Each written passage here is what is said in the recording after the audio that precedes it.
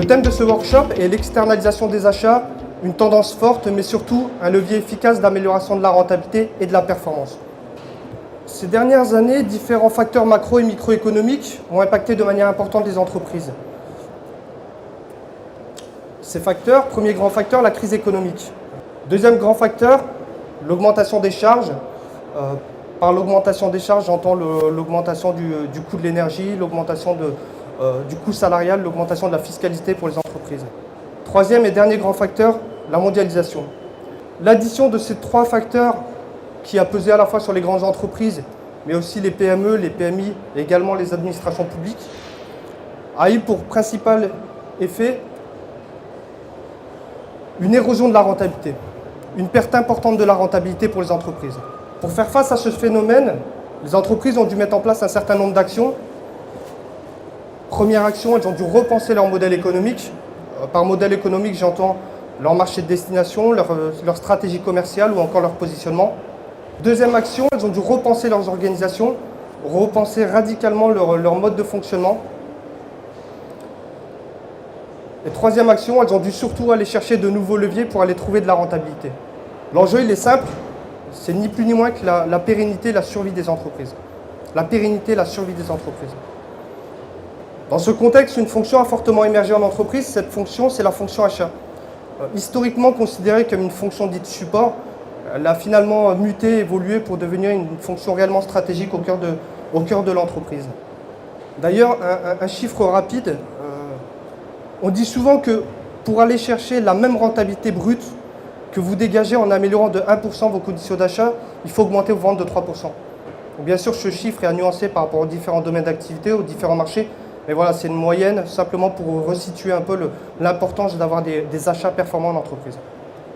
Rentrons maintenant dans le détail de l'externalisation des achats. Mais tout d'abord, qu'est-ce que l'externalisation?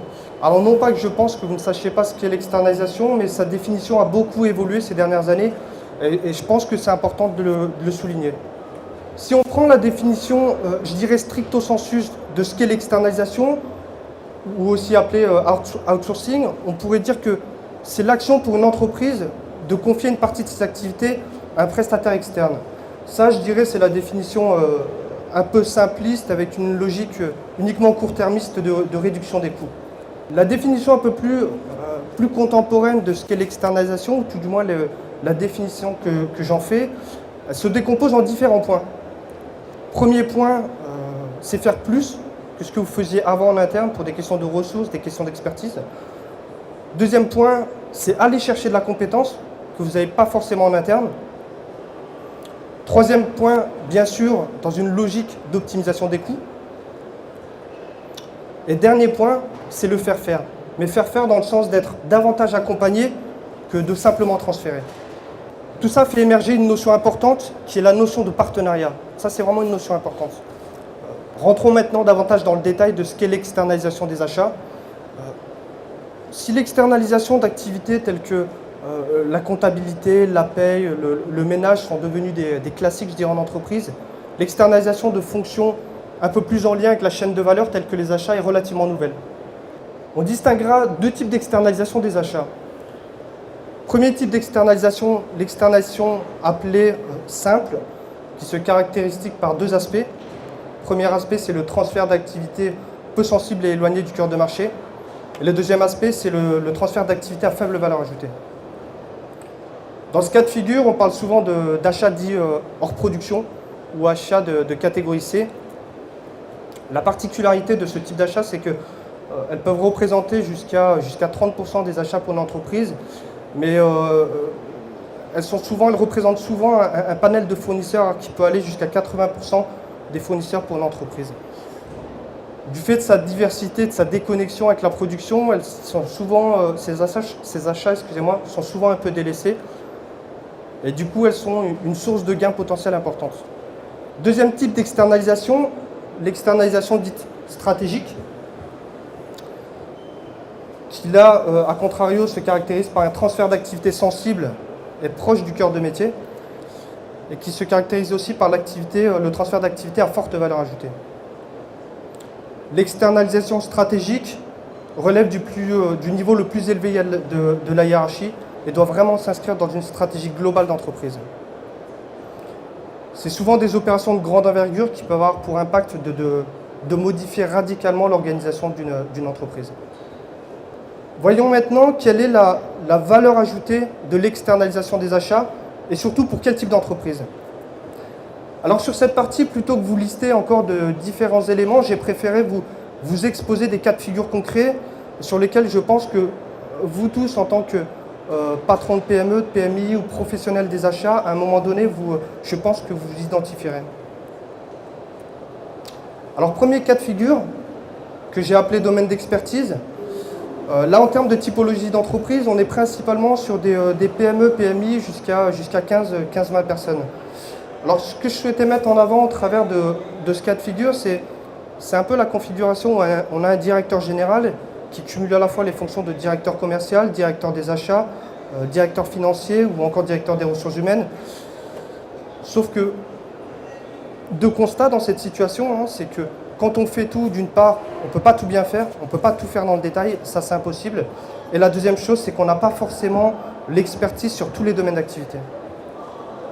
Donc là, ce que vous apporte l'externalisation des achats dans ce cas de figure, ça permet au directeur général de se recentrer sur un périmètre d'activité moins large, du coup d'aller davantage dans le détail de ce périmètre, et de transférer chez le partenaire externe le domaine sur lequel il n'est pas forcément expert. Ça lui permet d'aller chercher de l'expertise.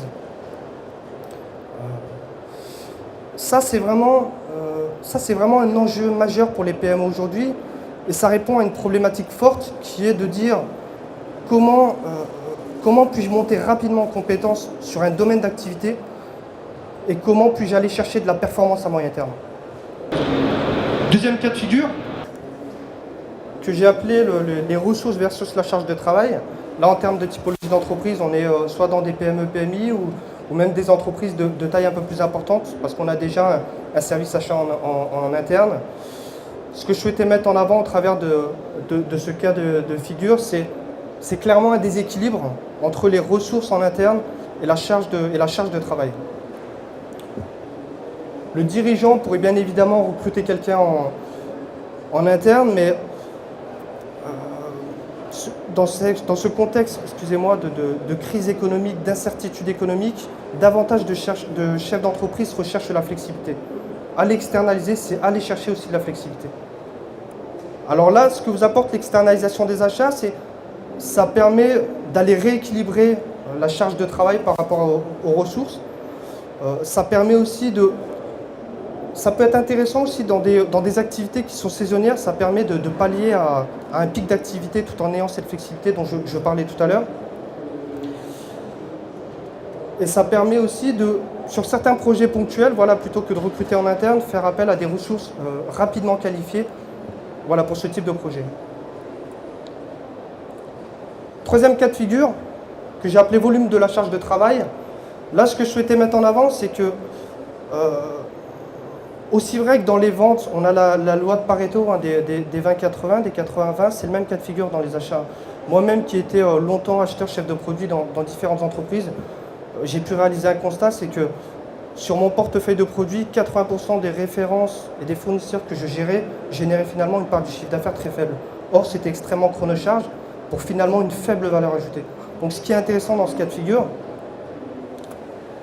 c'est que le fait d'externaliser permet de se recentrer, de se concentrer sur vraiment ce qui est stratégique pour l'entreprise, c'est-à-dire les produits qu'on appellera les produits de portefeuille A, de portefeuille B ou encore les projets transversaux, et surtout ce qui est chronophage, mais moins stratégique, là on l'externalise.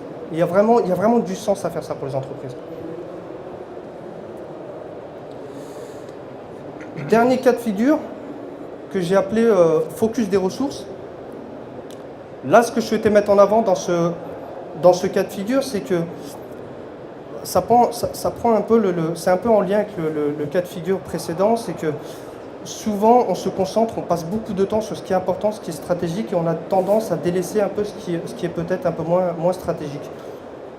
Mais du coup, on délivre beaucoup de valeur ajoutée forcément sur les projets sur lesquels on se concentre, et les projets un peu délaissés, forcément, il y a une valeur ajoutée moins importante qui est dégagée. Alors pour synthétiser tout ça, on pourrait dire que l'externalisation des achats vous apporte de l'expertise, la capacité d'aller chercher de l'expertise, de la performance, de la capacité à innover aussi, ça c'est important. Ça vous apporte du gain de temps, c'est-à-dire que ça vous permet d'aller vous libérer du temps pour l'allouer à des tâches un peu plus stratégiques, à plus forte valeur ajoutée. Ça vous permet aussi d'aller chercher des ressources rapidement qualifiées pour aller rééquilibrer par rapport à la charge de travail. Et ça vous apporte aussi de la flexibilité. Tout ça avec bien sûr comme objectif final d'aller améliorer la rentabilité de votre entreprise. La rentabilité de votre entreprise. Alors, bien évidemment, l'externalisation des achats étant relativement nouvelle, elle soulève certaines craintes. Les craintes les plus récurrentes étant la perte du savoir. La perte du savoir, c'est une crainte légitime. On se pose souvent la question, si j'externalise, que je fais machine arrière, est-ce que je perds le savoir-faire? Est-ce que je perds le savoir que j'ai transféré? La réponse est non, si on s'est approprié cette nouvelle compétence. Deuxième crainte, la perte du contrôle. Si j'ai délégué une part de mes activités et si j'ai délégué le pouvoir de décision, est-ce que ce n'est pas problématique dans le système de gouvernance? Là, pareil, l'enjeu est de conserver un système de gouvernance qui soit clair et de maîtriser la communication et la transparence avec le prestataire externe. Troisième crainte, la réversibilité. Si je fais machine arrière, qu'est-ce qui se passe? Bien souvent, sur l'externalisation simple, l'impact est relativement mineur. En revanche, sur l'externalisation stratégique, là, c'est bien plus complexe. C'est pour ça que, comme je le disais précédemment, l'externalisation stratégique doit vraiment relever du plus haut niveau hiérarchique et doit vraiment faire partie d'une stratégie globale d'entreprise. Je vous donne un exemple. Alors, moi, je travaille avec principalement des PME. Et ce que j'essaie de leur apporter au travers de l'externalisation, c'est des choses qu'elles n'ont pas l'habitude de faire pour différentes raisons, des questions de temps, de culture, d'expertise, comme par exemple leur apporter des tableaux de bord, des tableaux de suivi.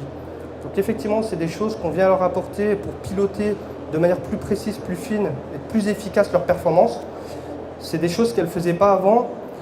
Le jour où cette entreprise se dit, voilà, pour X raisons, je fais machine arrière, je réinternalise mes activités, il faut que je me sois approprié tous ces processus, toute cette, je dirais cet ADN, ce mode de fonctionnement, pour pouvoir ensuite se l'approprier et qu'il y ait vraiment une continuité. Voilà, c'est ce que je souhaitais évoquer au travers de ce point. Est-ce que ça répond à votre question? Alors si on devait conclure rapidement cette conférence, le titre de cette conférence, c'était l'externalisation des achats, une tendance forte, mais surtout un levier efficace d'amélioration de la rentabilité et de la performance.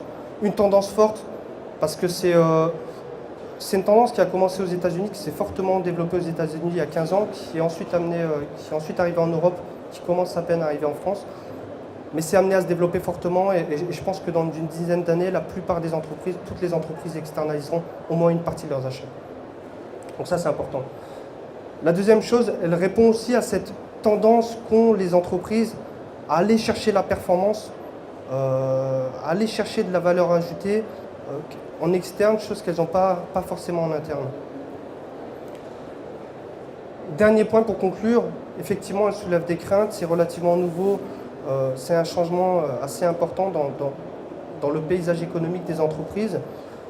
Mais bien géré, bien utilisé en amont, c'est un outil de management qui peut réellement donner aux entreprises un avantage concurrentiel important.